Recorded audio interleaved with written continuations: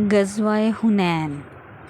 حوازن قبیلہ اہل مکہ کا درینہ دشمن رہا ہے۔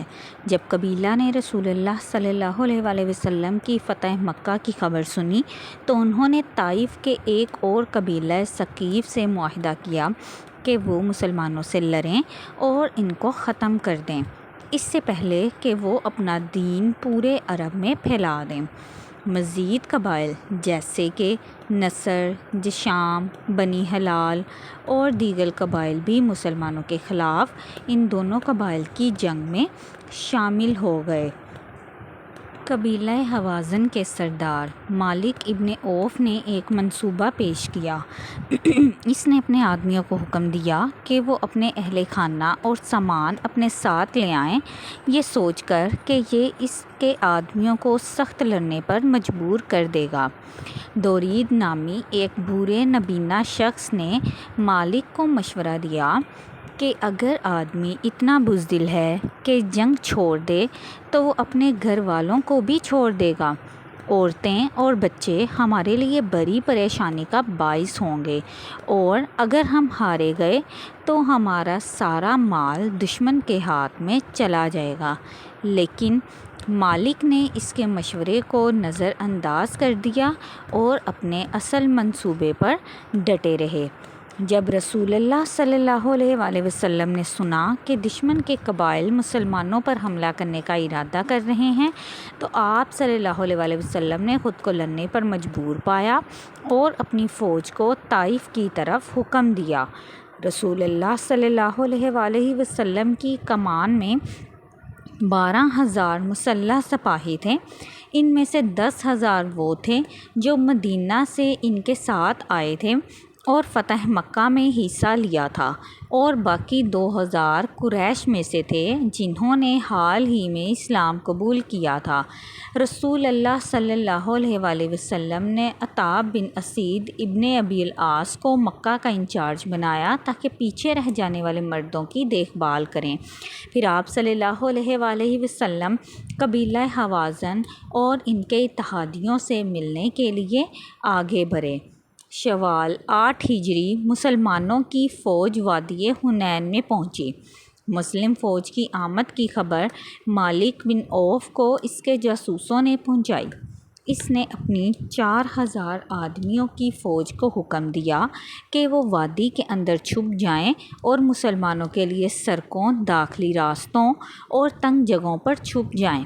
اس کا اپنے آدمیوں کو حکم تھا کہ جب بھی وہ مسلمانوں کو دیکھیں تو ان پر پتھراؤ کریں اور پھر ان پر یک طرفہ حملے شروع کر دیں۔ جب مسلمانوں نے پڑاؤ ڈالنا شروع کیا تو ان پر تیروں کی شدید بارش ہو گئی۔ ان کی دشمن کی بٹالین نے مسلمانوں کے خلاف شدید حملے شروع کر دیے، جنہیں بدنظمی اور سراسیمگی کے عالم میں پیچھے ہٹنا پڑا۔ ابن اسحاق کے مطابق جابر بن عبداللہ رضی اللہ تعالیٰ عنہ نے، جنہوں نے جنگ حنین کا مشاہدہ کیا، کہا جب ہم وادی حنین کے قریب پہنچے تو ایک چوری اور ڈھلوان وادی سے نیچے اترے۔ ہم صبح کے دھندلکے میں آہستہ آہستہ اتر رہے تھے۔ دشمن ہم سے پہلے وہاں پہنچ چکے تھے اور راستوں اور پگڈنڈیوں اور تنگ جگہوں سے اس میں چھپ گئے تھے۔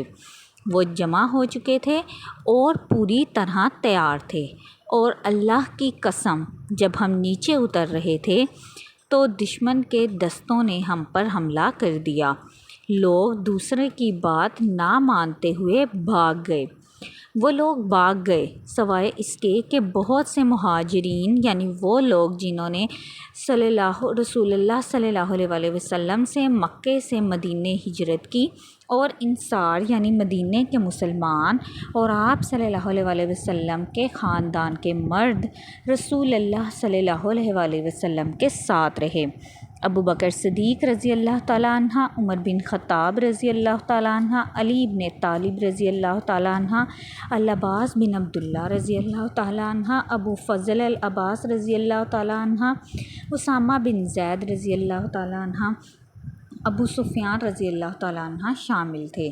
مہاجرین جو رسول اللہ صلی اللہ علیہ وآلہ وسلم کے ساتھ ثابت قدم رہے، لوگوں کو بھاگتے ہوئے دیکھ کر رسول اللہ صلی اللہ علیہ وآلہ وسلم دائیں طرف پیچھے ہٹ گئے اور فرمایا، تم لوگ کہاں جا رہے ہو؟ میرے پاس آؤ، میں اللہ کا رسول ہوں، میں عبداللہ کا بیٹا محمد ہوں۔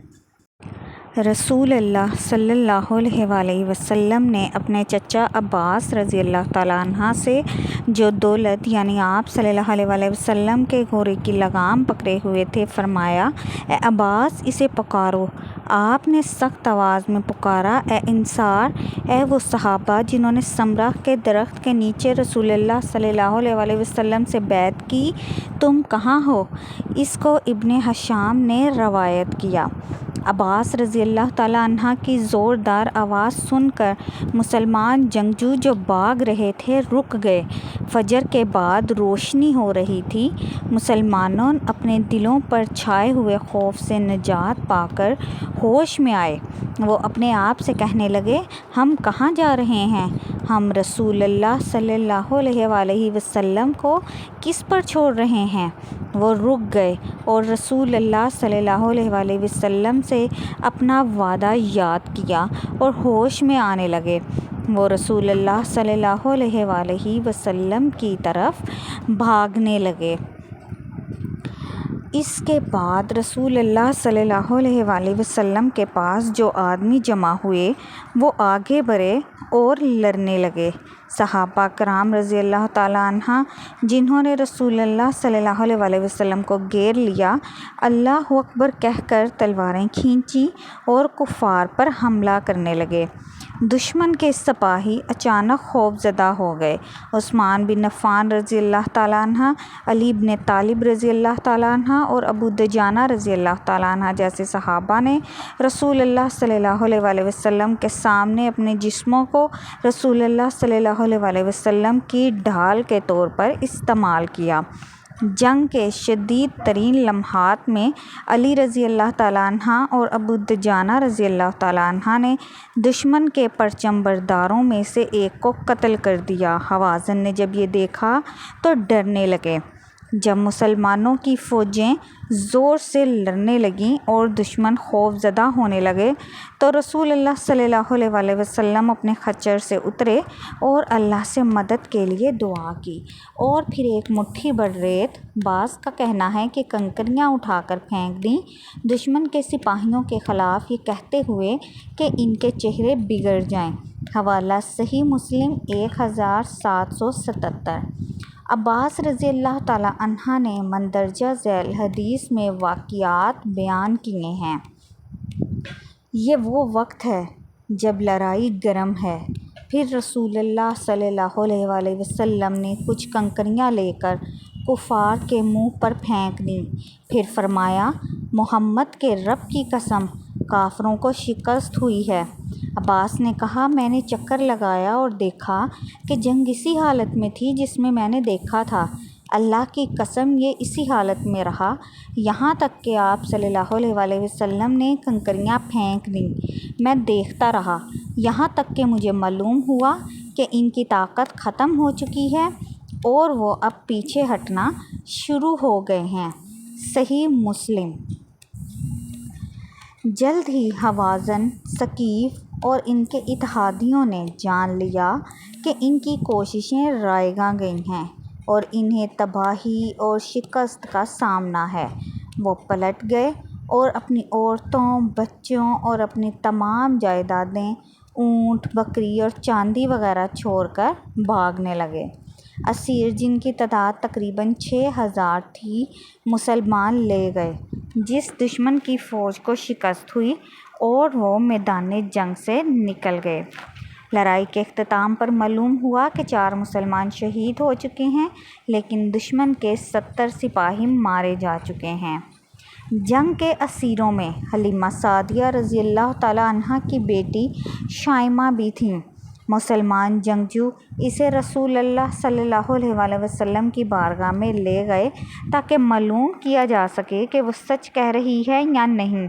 رسول اللہ صلی اللہ علیہ وآلہ وسلم نے انہیں پہچان لیا اور اپنا کپڑا زمین پر ڈال دیا اور انہیں اس پر بٹھا دیا۔ پھر آپ صلی اللہ علیہ وآلہ وسلم نے ان سے فرمایا، اگر تم چاہو تو یہاں میرے ساتھ رہو، میں آپ کا احترام کروں گا، یا میں تمہیں کچھ سامان دے کر تمہارے قبیلے میں بھیج دوں۔ شائمہ نے کہا، مجھے کچھ سامان دو اور مجھے میرے قبیلے میں بھیج دو۔ اسی دوران شائمہ مسلمان ہو گئیں اور رسول اللہ صلی اللہ علیہ وآلہ وسلم نے انہیں 2 غلاموں سمیت بکثرت تحفے دیے اور پھر وہ اپنے قبیلے میں واپس آ گئیں۔ رسول اللہ صلی اللہ علیہ وآلہ وسلم نے جنگ حنین میں حاصل کردہ مال غنیمت اور قیدیوں کو جرانہ نامی جگہ بھیج دیا، جو کہ مکہ سے 24 کلومیٹر کے فاصلے پر واقع ہے۔ پھر مال غنیمت مسلمانوں میں تقسیم کر دیا گیا۔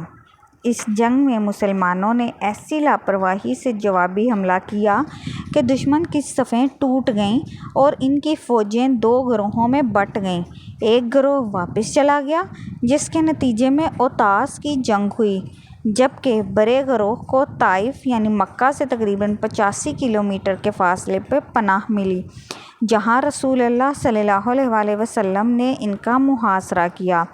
جنگ حنین میں مسلمانوں کی فتح نے عرب قبائل کو اسلامی تحریک میں شمولیت کی منزلیں طے کرنے میں اہم کردار ادا کیا۔